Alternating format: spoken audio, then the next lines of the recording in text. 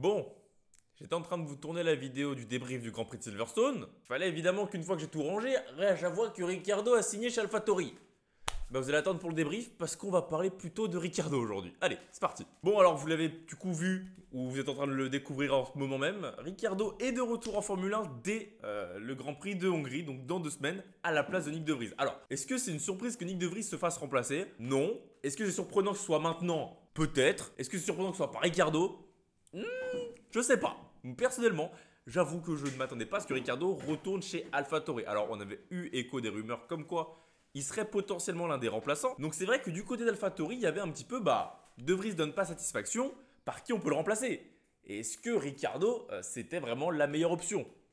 Je vous le fais tout de suite. Oui, apparemment, c'est la meilleure option, sinon on ne l'aurait pas choisi. Mais visiblement, ce qui a fait basculer, ce sont les tests Pirelli qu'il a effectués. Du coup, aujourd'hui même, où il a eu apparemment des temps similaires à Verstappen, ou du moins un temps qui pouvait le placer en première ligne à Silverstone. Et ça, c'était suffisant visiblement pour le mettre dans l'AlphaTauri. Alors, est-ce qu'on n'est pas déçu qu'il ne retourne pas direct chez Red Bull à la place de Perez?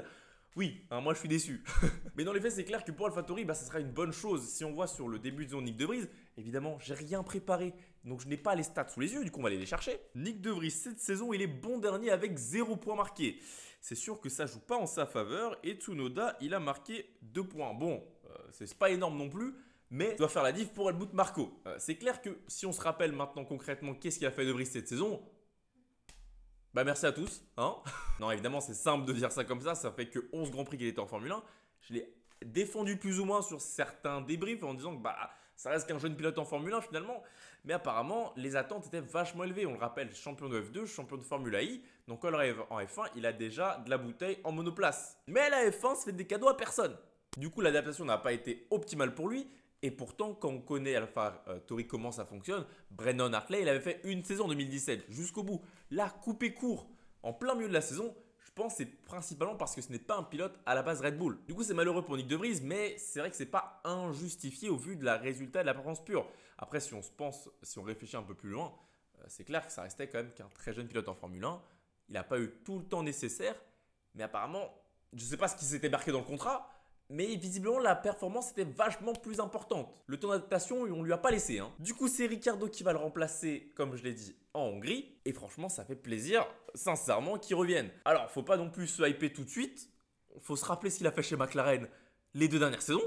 C'était pas fou du tout. Et j'espère que c'est pas ce Ricciardo qu'on va retrouver. Parce que quand même, c'était pas un très bel épisode de sa carrière. Le Ricciardo Red Bull et le Ricciardo Renault, c'était bien mieux. Mais dans une écurie comme AlphaTauri, où à mon avis, du coup, la pression sera beaucoup plus faible, même si quand tu es Ricciardo, que tu arrives dans une écurie aussi basse, on s'entend, à mon avis, il y aura quand même des attentes que tu performes beaucoup plus sur Yuki Tsunoda, mais c'est pas les mêmes attentes que chez McLaren où tu étais un peu le porteur du projet. Et qu'on soit bien clair, l'objectif ici, il est double. À mon avis, c'est que tu remplaces De Vries pour la fin de saison, histoire qu'AlphaTauri puisse quand même prendre des points pour remonter au constructeur.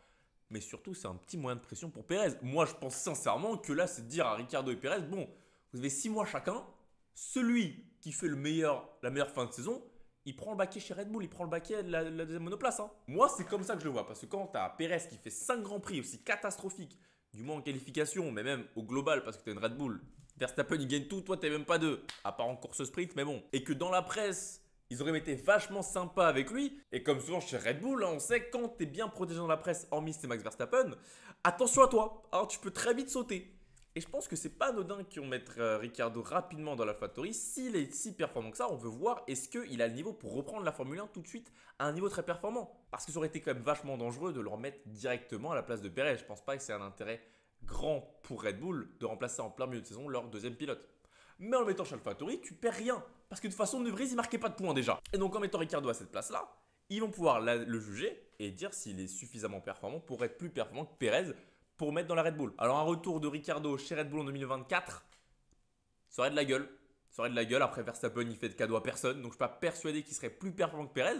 Mais déjà le retrouver sur la grille, certes chez AlphaTauri, mais le retrouver sur la grille, c'est déjà cool. Donc dites-moi ce que vous en pensez de ce retour de Daniel Ricciardo chez AlphaTauri. Assez, je sais pas, inattendu. Moi perso, inattendu. Je pensais pas qu'en milieu de saison, il allait revenir.